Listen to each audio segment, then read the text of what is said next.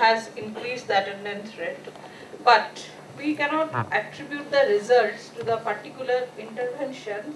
Rather, we can say that these interventions are contributing to the result because other considerations like socioeconomic conditions like caste, religion, etc. may affect the intervention. So RCT for evaluating will be a different proposition in India because it requires homogeneous population and interventions need to be assigned randomly. So RCT raises more questions of its theoretical practical assumptions than it answers, and also I feel it does not open possibility of transformation of world. It is confined to givens. Thank you. Thanks. Okay. You want to go first? Go ahead.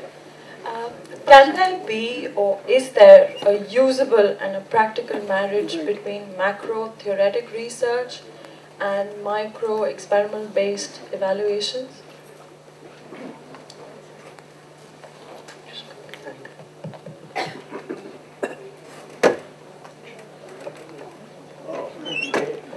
Professor Banerjee, you have chosen to talk on evaluations of primary school problem, fertilizer problem of Jaipur, and Kenya's fertilizer problem.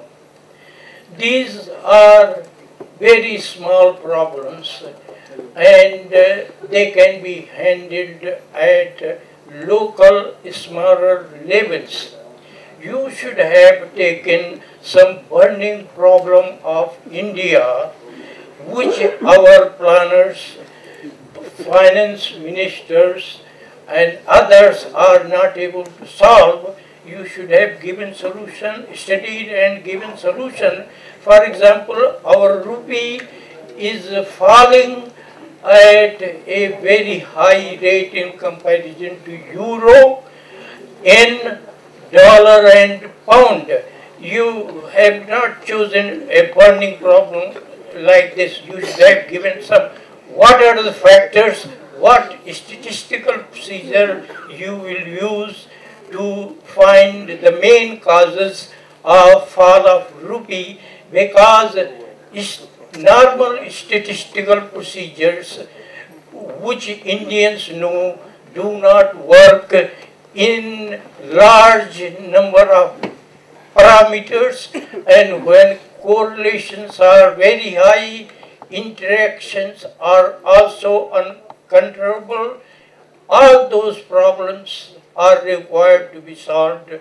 You have taken a very small problem and not which is not applicable to India.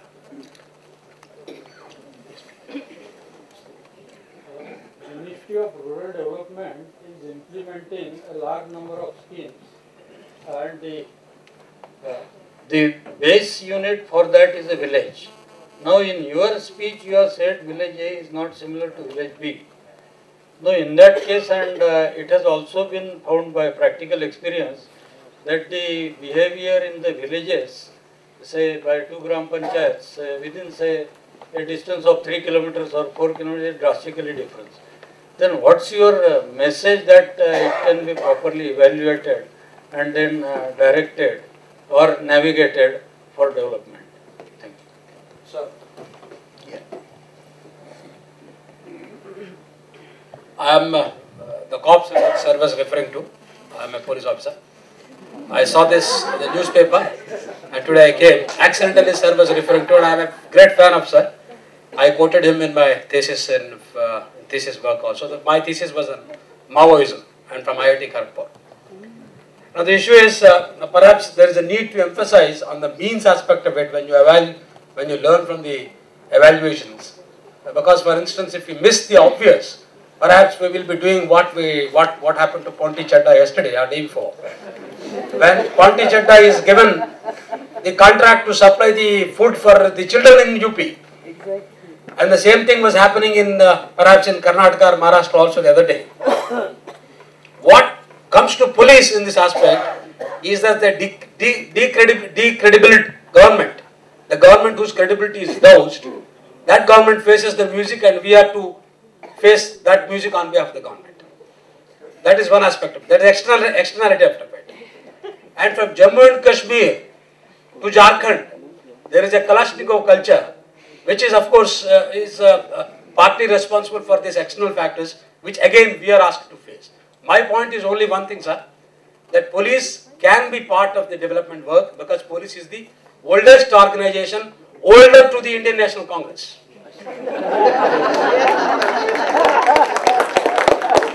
The khaki that I wear, sir, represents the color of my motherland. And I am proud of that. And all my boys are proud of that. And if we remove certain known, vague, or certain things which were not given attention to through bypassing the National Police Commission reports and all that, police can be used as a great agents of development because people of the country may not know the Prime Minister, but they know the cops. Thank you very much.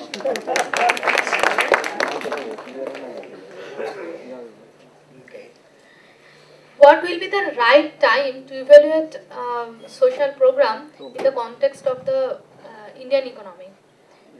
It is when the program is going on or after the completion of it. And in this context, what is the relation between the monitoring and evaluation? And which has the most effect on the policy determination?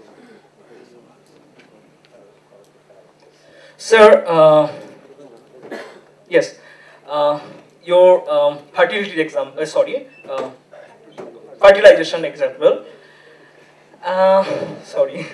Basically, when you're just taking that experiment, you are assuming that yes, fertilizer is very cheap and they can afford. So don't you think that affordability and the choice is very much relative, and you are assuming a affordable assumptions which is testable and you are taking as a untestable thing. So don't you think that this assumption is, again you are assuming something, another assumption? Okay, can we, how many people want to raise their hands? Please raise them all at the same time. Done. Let's hear some answers. Anyone here? You have to come back. Okay, there are 3 answers. Keep it in. Just a small request, if you could show the slide that you skipped, because it showed that cost sharing, and I think if it really impacts the community's usage behavior. Because in India especially, there is a lot of economists and planners who think nothing should be given free to people. So I think it is counterintuitive, so kindly show that slide. The second request is, what is your advice to the policy makers who don't have this luxury of conducting this kind of and arriving at the best design possible? So.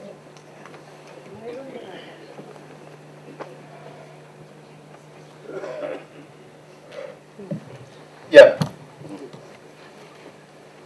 Actually, I would like to know, when we try to do an experiment, we will be controlling a few factors and then do the randomization. Now, when we go to a village, suppose I am giving thing A to person A and thing B to person B. If there is a chance that everyone will feel deprived. Why it is being given to him and not to me? Now, particularly from a government perspective, if government is trying to do an experiment, and suppose in 4 villages of a panchayat, they try to implement different things, I mean, how actually it can be implemented? I mean, even when you have done it, say with the help of Pratham or someone, how you actually implemented, on that a little elaboration. No, let's not have any more hands being. No hands to raise the last.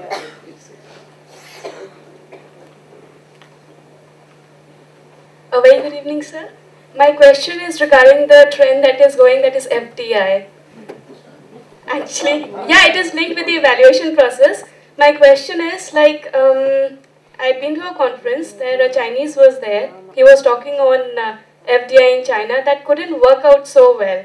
So how can I as a researcher evaluate that FDI in India could be acceptable or not? How do we evaluate as a researcher exactly? Anyone from this? Excuse me. Nandan? Sure. Excuse me. Right. Yeah.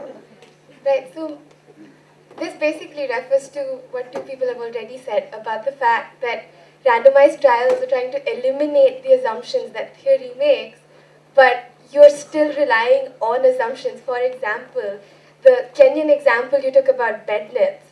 Well, so these bed nets work on two levels. One is clearly shielding them from mosquitoes, but also in the process, they kill the mosquitoes. Now, the assumption you work on is that these bed nets actually work. What happened in that case is, after a point in time, the mosquitoes actually immunized themselves to the bed nets, and therefore they were no longer a viable solution for curing malaria.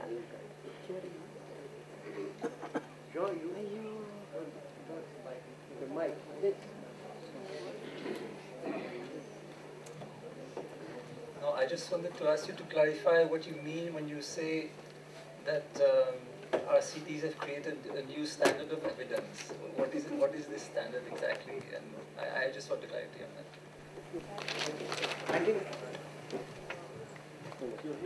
I think it's my turn now. And I'm just going to ask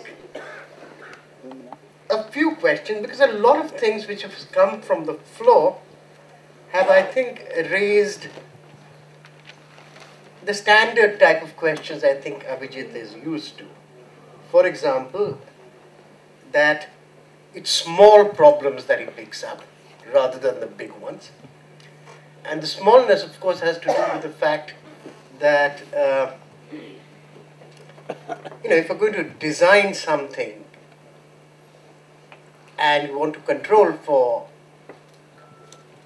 everything other than one or two things, this problem has to be a small one.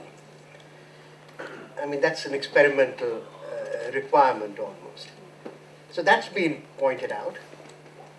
It's been pointed out that,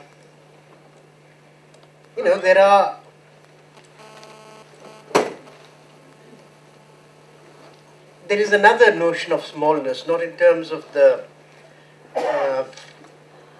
problem being small, but the sample being small. That is, can we actually, I mean, this was brought out by someone who asked in the context of the village. And that's, again, I think something which is a sort of standard question which is put, which is that if we have a small sample, and within that small sample, I think,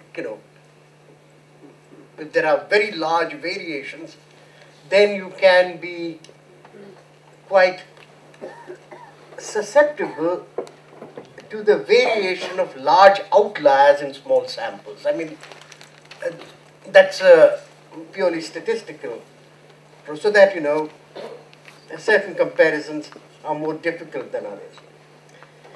But I think, let me not go into these types of questions, or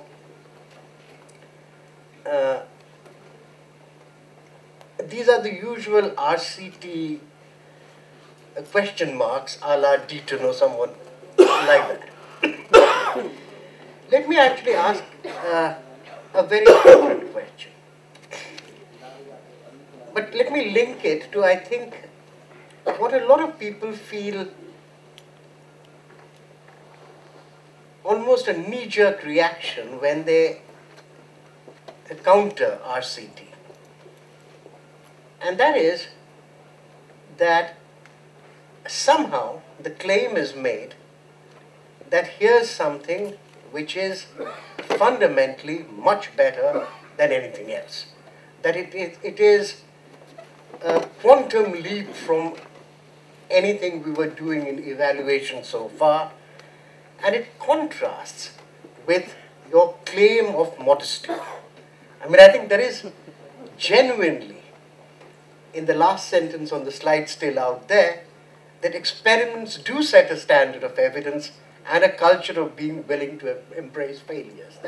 I think that's the good thing about any experiment. I mean, the whole point about, it is the willingness to be proved wrong, which is what experiments are all about. But that's not how much of this is seen. It's seen as something which claims standards much higher and much better than any other method. Now, my real problem with your lecture today was you really didn't talk about evaluation much. What you did talk about is that certain problems crop up, and for certain problems, theories are not very useful. And that what happens when theories are not very useful is you've got to break it up into bite-sized units, and that you might get solutions to certain problems if you do this. And experiments in that sense. So you didn't even go into randomization too much. Now that's fine, but I think the question I think a lot of people are looking for is not about how do I solve a problem, but which set of solutions do I consider to be better than other set of solutions? I mean, that is the evaluation problem. I mean, which way of solving a problem or which type of approach to a solution might be a better way of doing things than some other way.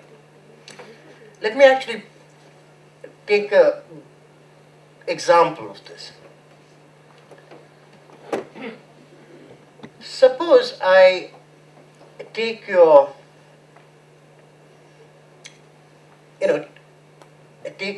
fertilizer case from Kenya.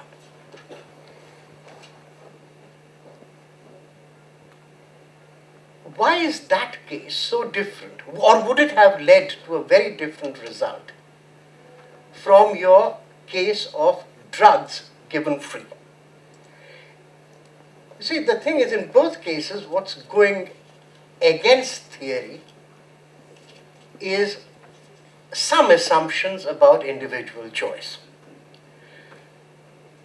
Now, somehow, on the drug side, a surprisingly large number of people have come to the conclusion that trying to charge even a little bit is going to actually have value, or how many people accept it.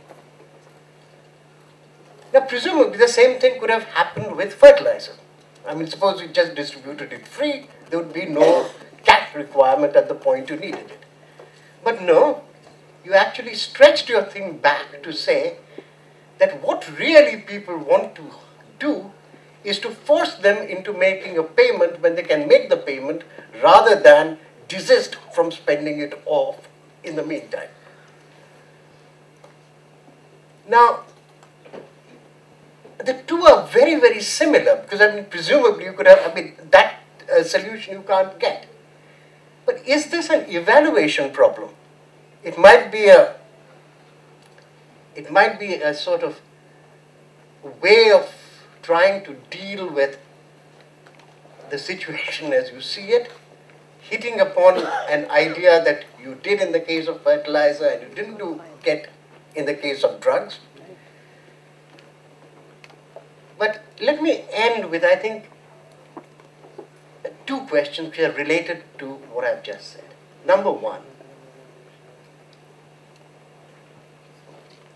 experiments are different from randomized experiments.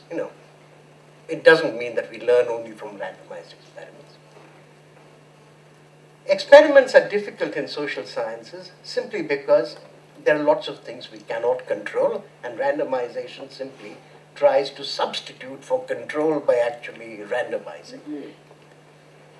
However, randomized control trials, which come really from pharmaceuticals, have rarely solved a problem. What they have done is they have tested between 2 drugs or 3 drugs. So they've basically been able to say, okay, this drug works and that drug doesn't. It doesn't develop drugs. Whereas much of your lecture seemed to be that we can develop solutions rather than test them. And I'll just rest there. So maybe what I've said doesn't actually make too much sense, but my real quarrel with today's lecture is it wasn't really about evaluation. It was about experiments. We all think where experiments are possible, they're good things. Experiments are also humbling, but where is the evaluation?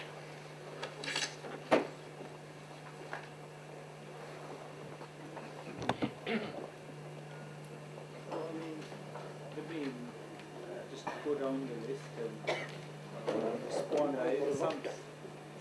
Some questions I don't have an answer to, and where you don't hear an answer is because I have not